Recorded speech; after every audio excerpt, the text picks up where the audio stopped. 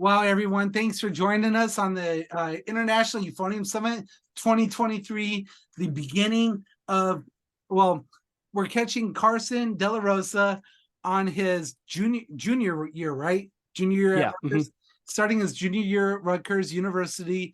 And amazing story. If you haven't gotten a chance to dive in on the podcast before this, going over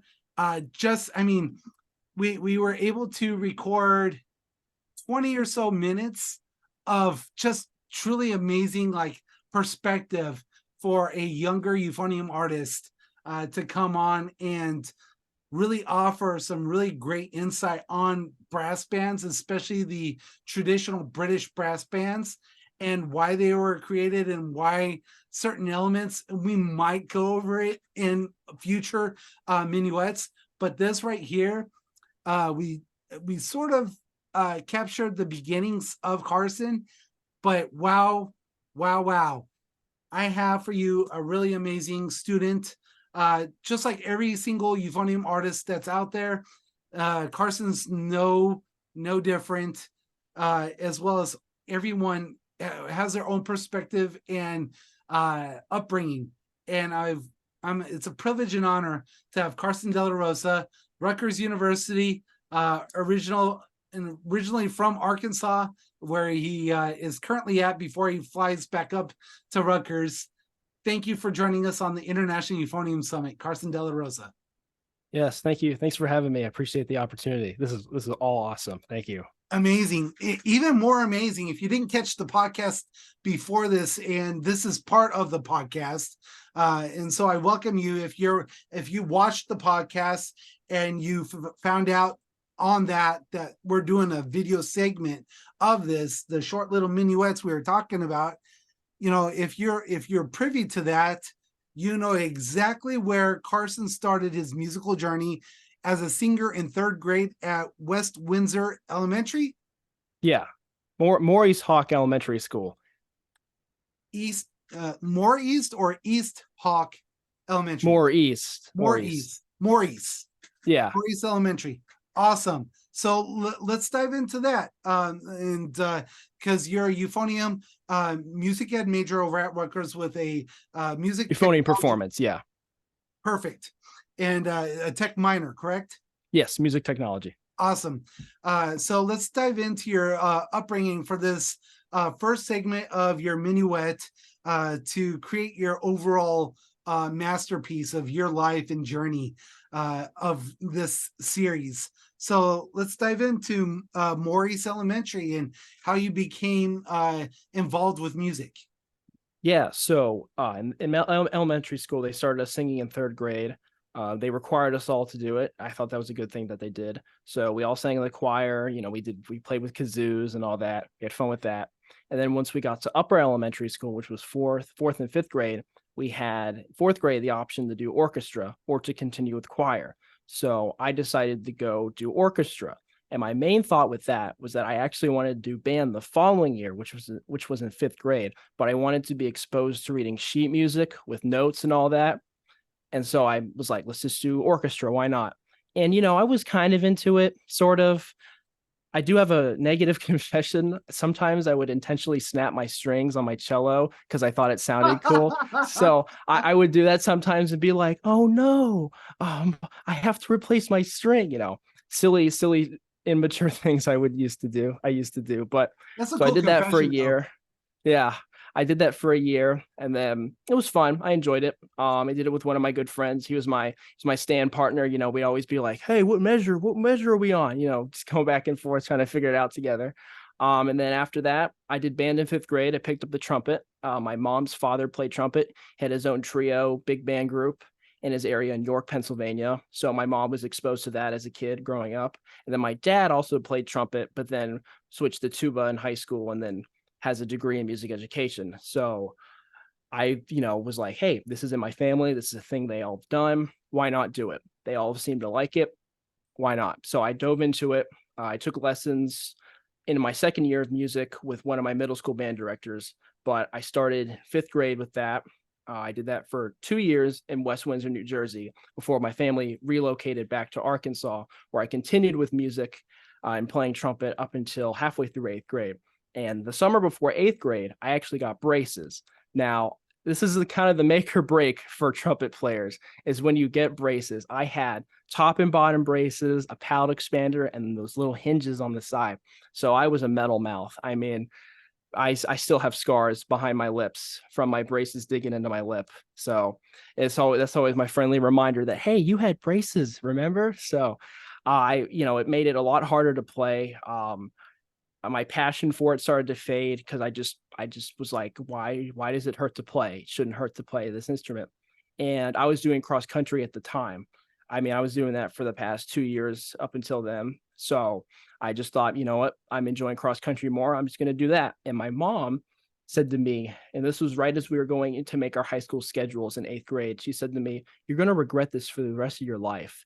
And, at the time I didn't understand that. I couldn't think that far in the future. I was what, 14, 13, had no concept of that. So she met up with my high school band director at the time, Albert Ortiz, and she said to him, Carson wants to quit. I don't think this is a good idea.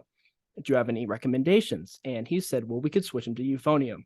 Euphonium mouthpiece is bigger. He can read B flat treble. And, the fingerings are pretty much the same with B flat treble. So it's an easier switch to do because, I'm not going to be fumbling for fingerings and all that stuff. So he gave me a mouthpiece to buzz on in his office. I buzzed. I didn't feel my braces. So I thought, okay, you know what? Let's give this a try. So change of pace, something new. I thought that would also help light the flame under me to keep me going. So I switched halfway through 8th grade. I actually enjoyed it a lot. I read B flat treble up until high school, to when I finally couldn't get those B flat treble parts is when I finally was like, okay, I need to learn bass clef. But after playing for 8th grade, we had our high school band auditions, and we had 2 high schools in our town, and I was going to the high school Bentonville West, which was the newer high school at the time. It was only open a year prior to me going there. So that was 2017. Yeah, that was spring 2017. Man, it feels like yesterday. And I auditioned for the band for all the bands. It was a pretty big band program. I would say 140 kids, and there are several euphonium players too. I think like six or seven at the time. And for playing euphonium for only 3 months, I received first chair wind ensemble my first year. And in that moment, it just hit me. I was like, you know what? I'm enjoying this a lot more. I was a good trumpet player, but I was far more successful on euphonium, and I just enjoyed playing music again. And so I was thankful for Mr. Ortiz for giving me that opportunity then to be principal in that wind ensemble. I mean, that's really what got the ball rolling for me. As a freshman, Yes. because As a freshman who played euphonium only for 3 months. well, that right there is oddball. But yeah, for a lot of high schoolers or even middle schoolers, it's not typical to hear a 8th grader placing first chair principal in the top high school band in any facet across America. It's usually they have to wait till their sophomore year to get into the lead ensemble. Oh yeah. Yeah, no, for sure. I was definitely in a small margin of people, which made me even more thankful and blessed to be in that position. The amount of faith that was put into me was a lot. So that's incredible. So when did you start picking up euphonium lessons in particular? So I took trumpet lessons before. I started with Brian Woodward in New Jersey. And then when we moved here, I started with Bill Punch, retired band director from Missouri.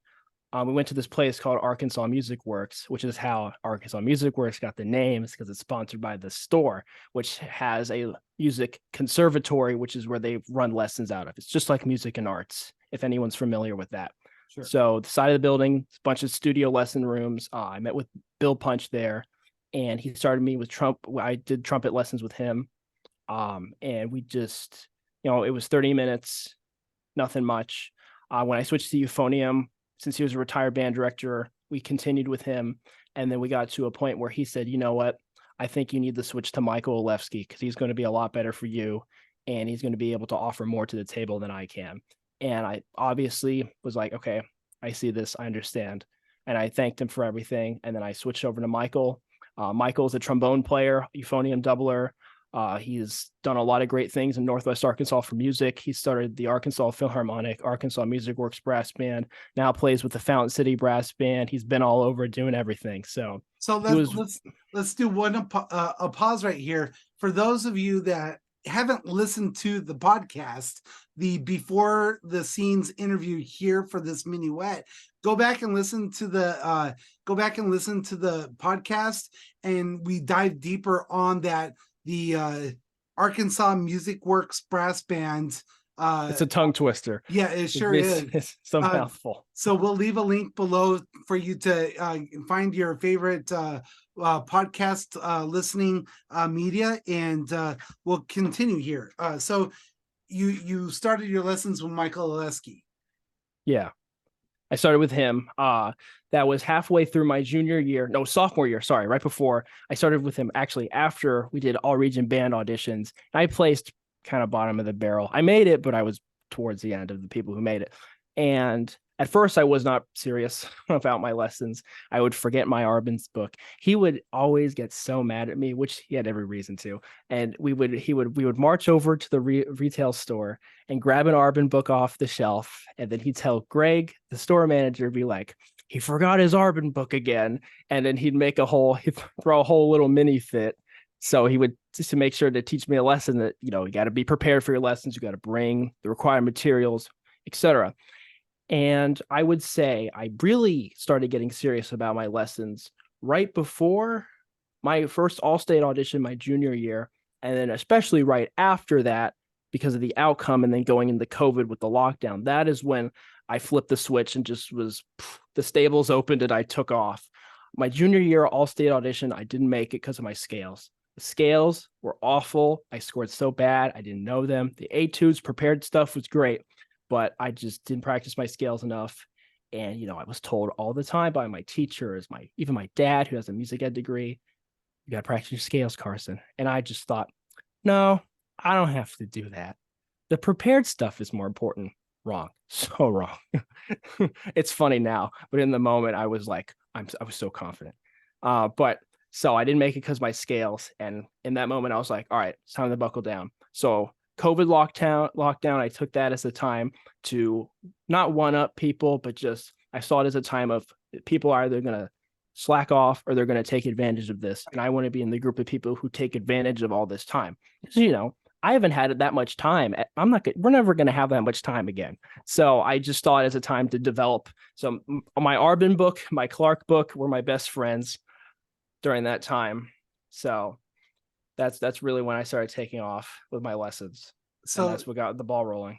So did you transition like most of the musicians seem to fall in this boat is did you transition into that we talked about this a little bit on the podcast, it may have picked up or not, is the technology aspect.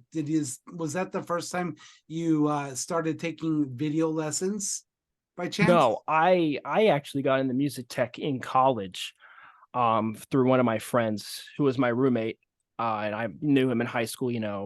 We met our junior year in high school in some outside thing, but he was doing the music tech program, and as prevalent as recording is now and everything we do, I thought, I should take advantage of this. It's only 6 classes at school for the minor, and I had 2 of them done already that are just built into the music ed degree, which is what I was doing at the time before I switched to performance.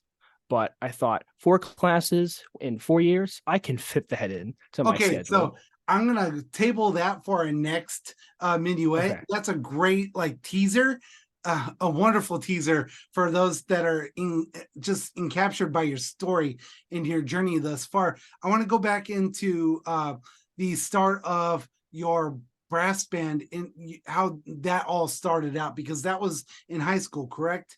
Yeah, so that was in high school. Since I took lessons with Michael, he founded the Arkansas Musicworks Brass Band, and that was in our backyard.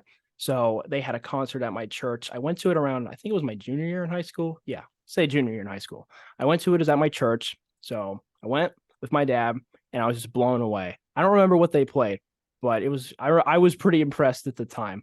But they also had a contrabass trombone. I do remember that. Wow. Oddly enough. Yeah. They had it for some piece they wrote. I don't remember. I'm sure if Michael watches this, he'll text me being like, "Oh, Carson, this is what it was for." So he'll let me know. I'm sure he will. But Awesome. so yeah, I went to that concert. It was really cool. The group sounded great. They won US Open in 2019. So and the group is they're still the new kids on the block at NABA and all that, but they're doing good. I played with them after I graduated high school. I played second baritone, so it was a good chair to sit in for a first time. I think anyone on that euphonium baritone row, anyone who starts out, you got to sit second baritone first and work your way up because it Oh, hold more on. people Hold on on. there. We Oh, lost your connection for a second. So second baritone, let's go from there. Somehow it muted okay. out there. Okay, so second baritone, very, very important chair, beginner chair. I think anyone who sits on that euphonium baritone row should have to sit in that second baritone chair and work your way up because it teaches you the roles of everybody on that row, and everybody has a different job. And when you have that awareness, it just makes the end product is just going to be a lot better. And then the collaboration between the four individuals is just going to be a lot more. It's just going to be there, That's But I did that. So I did that right after high school. And at first, my teacher, Michael, was kind of iffy about me sitting in with the band because he didn't know how confident my B flat treble clef reading was going to be, which, looking back, I would have been a little iffy about it too. But we met outside and did extra lessons, and he prepared me for the rehearsals. And we were playing a lot that summer. I mean, we were playing a two major works, a test piece, a bunch of it was like I think 8 or 9 pieces. I mean, it's typical brass band, but for So at the time, most of those that aren't what that I don't know, maybe with all those that have come on to interview, maybe if this is their first introduction to the mentality of brass band, a lot of if that's the case, then they're not going to understand really the all-encompassing ideals and the production of a brass band. So for a concert band, usually work 4 pieces. For a brass band, typical. it's totally different. Yeah, it's a whole different animal. I'm not quite sure why. I haven't figured that out yet of why it's like we program all these heavy things. I mean, I think it's fun. I enjoy it. It really builds chop strength. You got to have chops of steel to do brass band. But that first concert I played with them, I mean, my face had never felt that tired in my life in second baritone. And that's supposed to be the easy chair. And I was winded. I was so winded. I mean, I had 2 sets of mutes. I mean, we had everything. I was throwing everything all over the place in that concert. But when I played that concert, that just made me realize, man, I love brass band. I want to do this. I want to share this with others. And that's really what inspired me to help my friend at school who's in the euphonium studio at Rutgers start the brass band. Okay. All right. I can't keep going on these side tangents. That's a really big teaser for the next episode.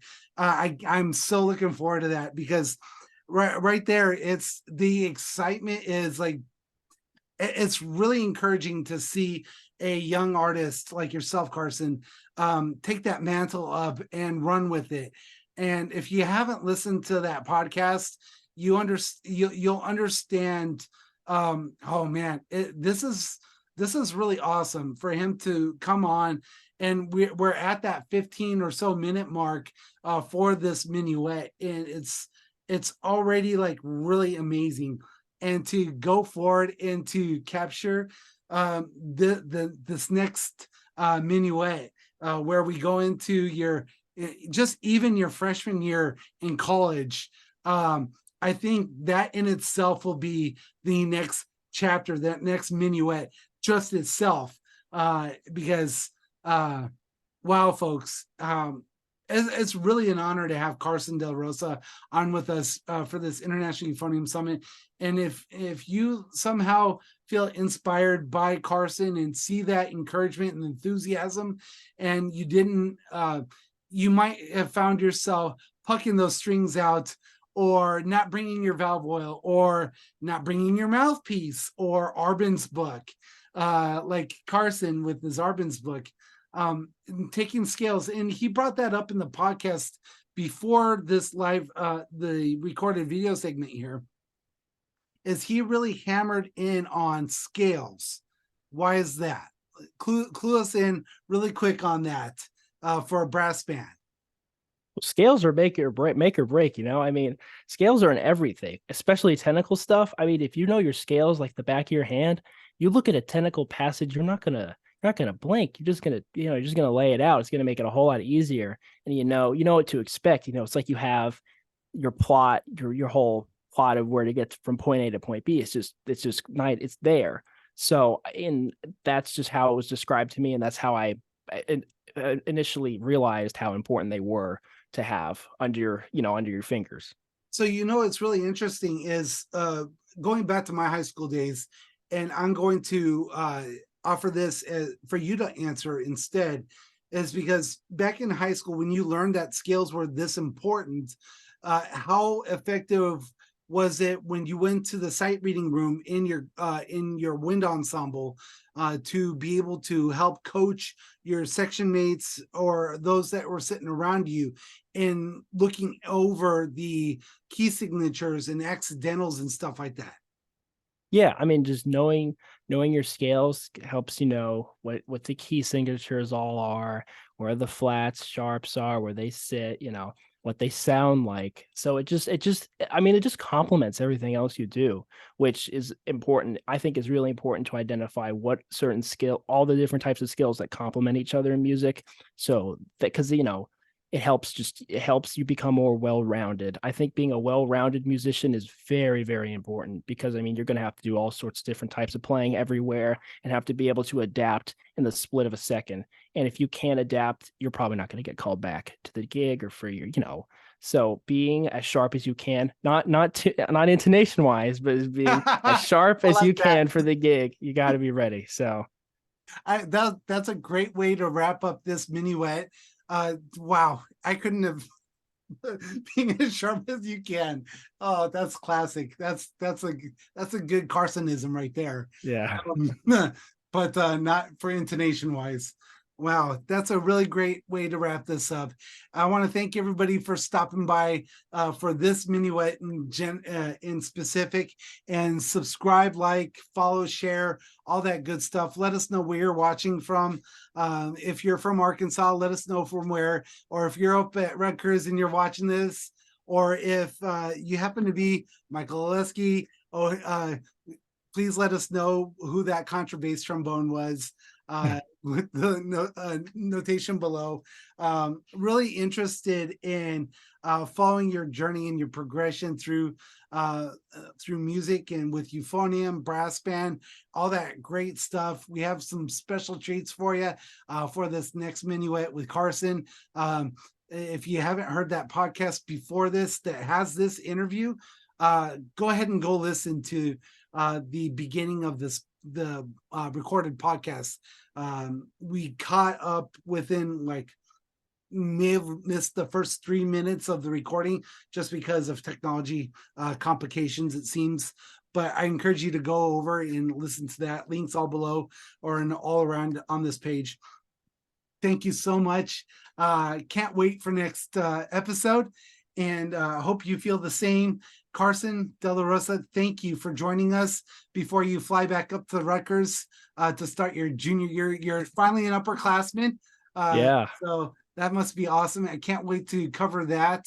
And thank you for joining us for the International Euphonium Conference, first ever. And can't wait to have you on again. Yeah. Thanks for having me. Thanks everyone for stopping by. We'll talk soon.